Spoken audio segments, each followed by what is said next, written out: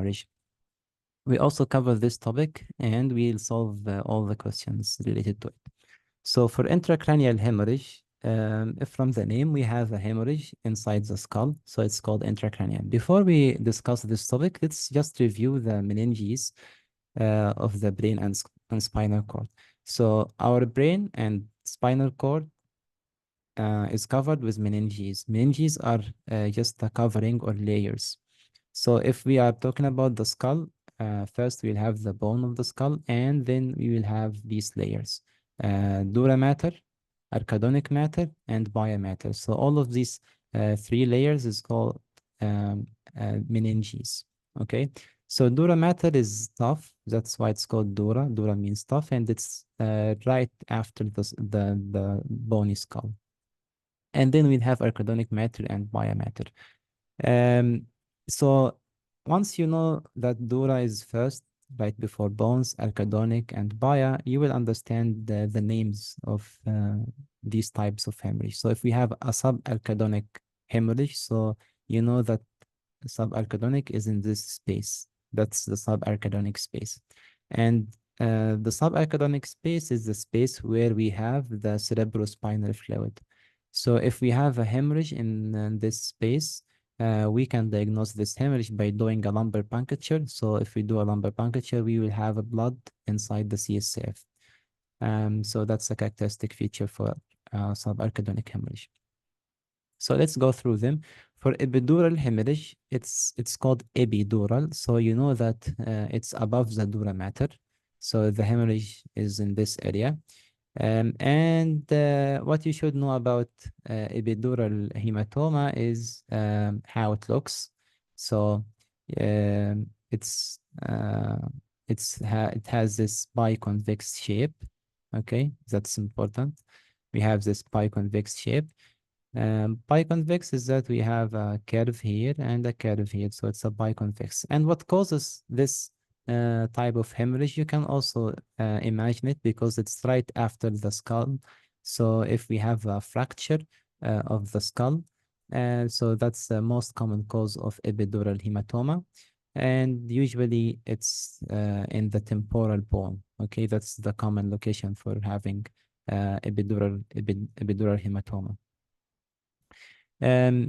Okay, for subepidural hematoma, the location is between the dura mater and arachidonic matter, and here we will have a crescent shape. Okay, and here you will have it. The etiology here is not as important, and also this type of hemorrhage is not as important, but you can cover it. And most important, you know that the shape is a crescent shape, okay, for subdural hematoma. For subarachidonic, it's very important, and we have questions about it. So from its name, it's subarachidonic, so it's between arachidonic matter and biomatter. Biomatter, it's the layer that is attached to the brain tissue. Causes here is important. So in adults, the cause is perianeurysm. As you remember when we covered types of hemorrhagic stroke, these are the two types of hemorrhagic stroke, subarachidonic hemorrhage and intraparenchymal hemorrhage. So here, the causes in adults will be perianeurysm. So aneurysm, as we covered before, is just we have a dilatation of the blood vessels. So if this is the blood vessel, we'll have like a ballooning of the blood vessels. So the wall here is weak, and it has the risk of rupture when there is a high blood pressure. Okay, so that's the etiology here, perianeurysm due to hypertension. So perianeurysm rupture due to hypertension. In a newborn, the most important cause for a newborn is hypoxic ischemia, because when there is ischemia, there is less blood supply to the vessel wall, and the vessel wall can rupture, okay, because of this ischemia. And how can you know that this newborn is hypoxic? Sometimes they will say in the question that the face is pale in color, or there's going to be the patient is preterm or prolonged labor. Prolonged labor is also a risk factor for ischemia. because when there's a when there's a prolonged labor, there's a contraction to a contraction pressure on the fetus, and this can lead to this pressure can lead to ischemia. Okay, so in a newborn, they can also get subarachidonic hemorrhage due to hypoxemic ischemic injury. Hypoxemic ischemic injury. Hypoxic ischemic injury. Intraparenchymal hemorrhage here, um, from the name intraparenchymal, so it's inside the organ. You will find here the hemorrhage inside the brain tissue itself. Okay, so we have a microaneurysm rupture due to hypertension. Um, Very important for subarachidonic hemorrhage symptoms is that we have severe headache, and we covered this before also. We have severe headache and we have meningeal symptoms. We have severe headache and meningeal symptoms because it's actually inside the meninges. So we'll have meningeal symptoms like neck stiffness, positive Brudensky, and if we do a lumbar puncture, we will have blood in the CSF. Okay, and this also can be mentioned in questions. They might mention we have erythrocytes or bloody CSF. For the diagnosis of intraparenchymal, you will see these dense mass in the CT scan. Okay, and it's going to be focal neurological deficits to a specific part of the brain. That's the most important symptom.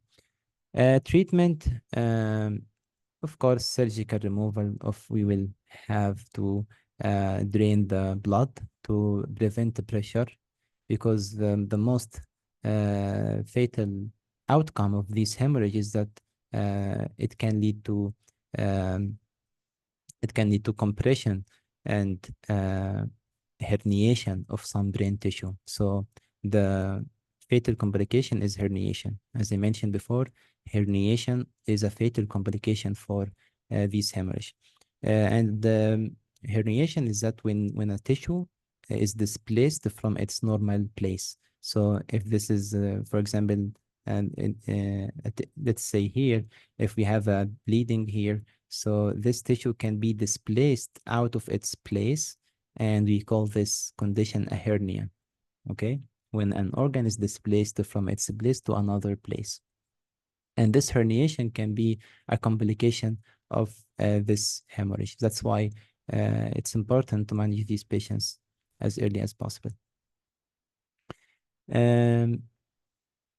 Especially for epidural hematoma, this is very important for epidural hematoma because it can cause a great pressure for the brain tissue. And that's the question we have for this question. We have a fracture of right temporal bone. So epidural hematoma, it's about dura, it's about skull, it's about fracture, right? So that's the main etiology for epidural hematoma, fracture of the right temporal bone. So this patient hospitalized into the neurosurgery department with a closed craniocerebral injury, a fracture of right temporal bone. 5 hours later, the patient condition sharply deteriorated. So after this trauma, the patient can have no symptoms.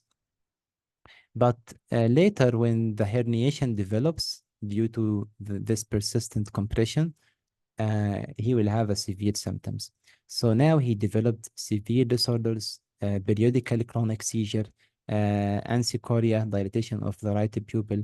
What complication can be suspected in this case? So it's an epidural hematoma.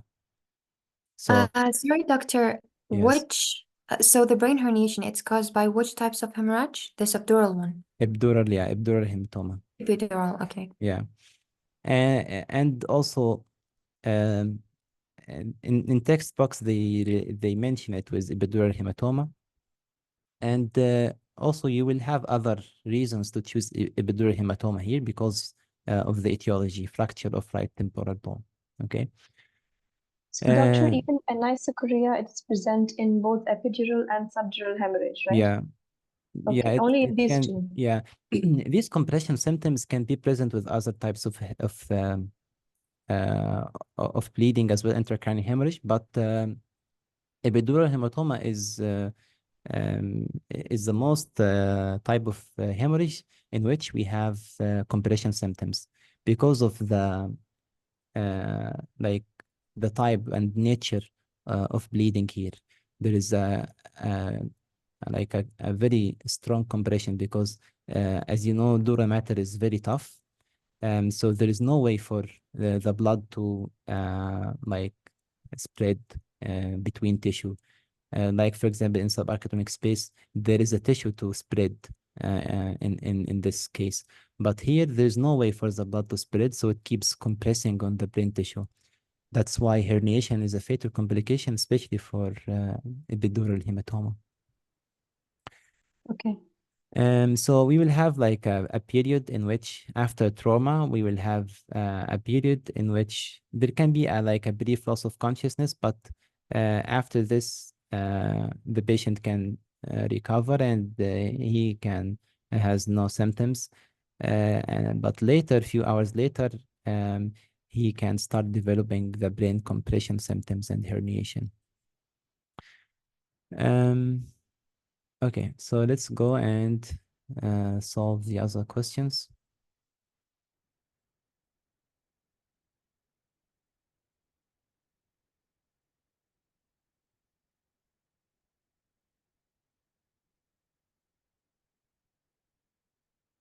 We have 10 questions here. All right, so for this one, it's a newborn. And you can just go right away. Subarachnoid? Yeah, subarachnoid hemorrhage. It's helpful when you solve questions to just take a quick look on choices and then read the last sentence. And after this, read the question. Especially it's helpful when doing the actual exam. But during studying, you have to like know the case in details. It's better. So here it's a newborn and he has hypoxia. And as we mentioned, in the newborns with hypoxia, this can be a cause of subarachnoid hemorrhage. Okay.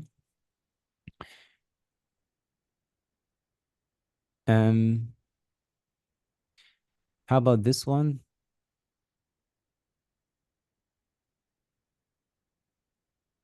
It's again a newborn. So as we know, in So it's newborn, subarachnoid, yeah. yeah, subarachnoid space.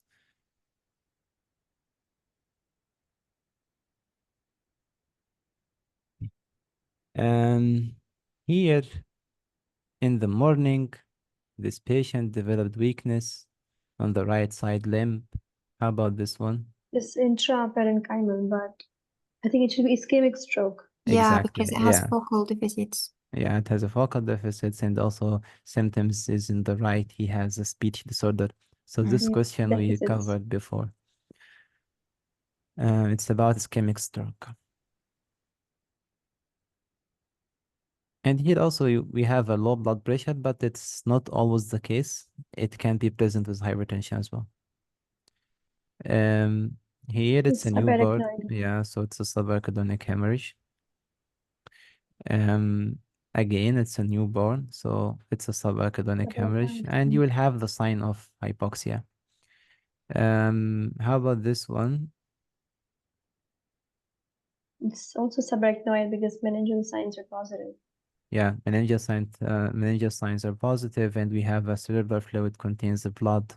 So that's a clear indication for subarachnoid hemorrhage. Um, how about this one? This is epidural because Yeah, there's a fracture of the right temporal there's bone. a fracture, so that's Yeah. our question. Fracture, and also we have these compression symptoms. Yeah. Um, how about this one? I think it's subarachnoid hemorrhage because Mm-hmm. there's bloody cerebrospinal fluid. Yeah, exactly. We have the blood exactly. in the CSF, and it's a sudden piercing headache. That's also important. And we have meningitis syndrome. So it's a subarachnoid aneurysm. But here it's important also to differentiate between meningitis, because in meningitis you will have meningitis syndrome. You might also have headache, but not sudden and piercing, and you wouldn't have a blood CSF, blood in the CSF. Okay. Here it's a newborn. Yeah, it's subarachnoid. Yeah, so it's a Subarachnoid. Yeah. subarachnoid. And here, how about this one? It's subarachnoid. It's Again, positive chronic aneurysm. sign. Yeah,